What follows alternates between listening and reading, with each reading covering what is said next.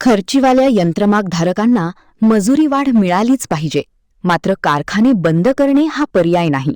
आमदार राहुल आवाडे. खर्चीवाल्या यंत्रमागधारकांना मजुरी वाढ मिळालीच पाहिजे ही सद्यस्थिती असली तरी उद्योगधंदे, कारखाने बंद ठेवणे हा पर्याय होऊ शकत नाही. त्यामुळे मजुरी वाढीसाठी कापड व्यापाऱ्यांशी, ट्रेडिंगधारक व्यक्तिगतरित्या चर्चा करून हा प्रश्न मार्गी लावूया, असे आवाहन माजी मंत्री प्रकाश आवाडे व आमदार राहुल आवाडे यांनी केले.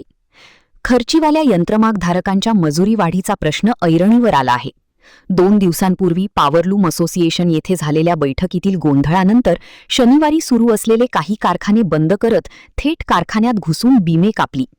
दिवसभर हा गोंधळ सुरू असताना सायंकाळच्या सुमारास चंदूर परिसरातील खर्चीवाले यंत्रमागधारकांनी आमदार राहुल आवाडे यांची भेट घेतली.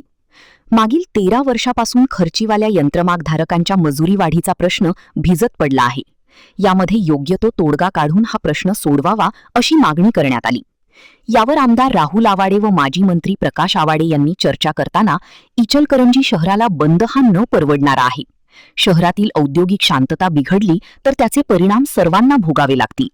त्यामुळे यंत्रमागधारकांनी कारखाने बंद न करता व्यक्तिगत पातळीवर चर्चा करून त्यातून मार्ग काढूया.